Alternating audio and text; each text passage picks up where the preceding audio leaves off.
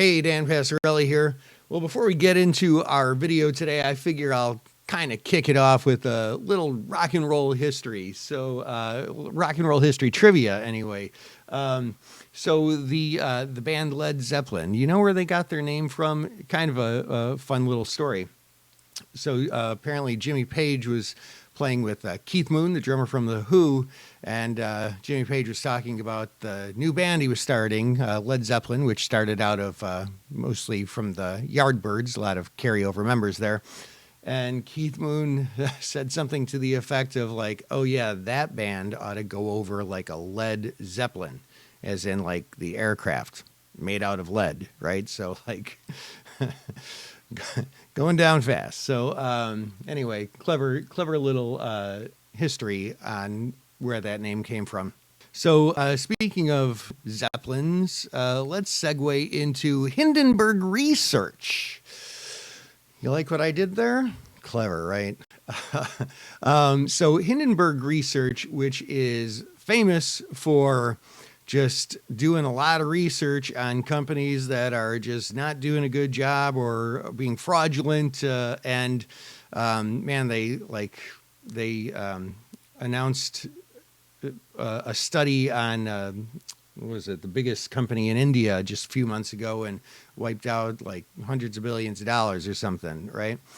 So their latest report, which came out this morning, is on Block Inc., which apparently used to be Square.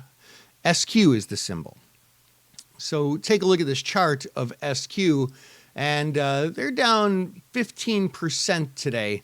You can, after you're done with the video here, you can make your way on over to Twitter. Just go to the Hindenburg Research Twitter account, and you can download their pretty long study of SQ stock and learn why they think it should be trading. I believe they said it should be down at least 50 to 60% without the feds getting involved. It's a pretty interesting read, or at least a pretty interesting skim if you want to go through it fast. So take a look at this stock. It in and of itself had a pretty volatile day today, almost a 10-point range here, as you can see on today's candle. The stock opened, yesterday's close was 72.65, and the stock opened today at 60. So 12 point, that's a pretty big drop. And then proceeded to have a range from a low of 56.5 to a high of 65.75, more than a $10 range, as a matter of fact. Boy, when I see volatility like this, what's the first thing that comes to my mind? You've been watching my videos, right? What's the first thing that comes to my mind? I think you know, straddles, right?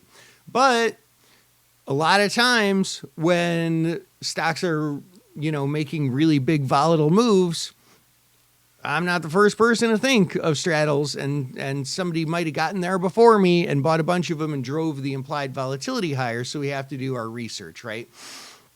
And that's exactly what I did with this. Looked at the implied volatility, looked at the reasonable range after going through the Hindenburg report, and take a look at it. I think that this makes for an excellent straddle candidate, and I put my money where my mouth is. I bought some straddles in there today. Now, if you missed my online training on straddles, I'm going to have an encore presentation of it, and this you should not miss. You should go there. You got to be there, right? Got to be in it to win it. So I'm going to open up that link. It's going to pop up right after my video here in a moment. Be sure to register for it. It is an important one. This is an era of straddles right now, more than I've ever seen. And that's why I'm holding this complimentary online training. So here it is. Register for it now. This is Dan Passarelli, Trade Smart.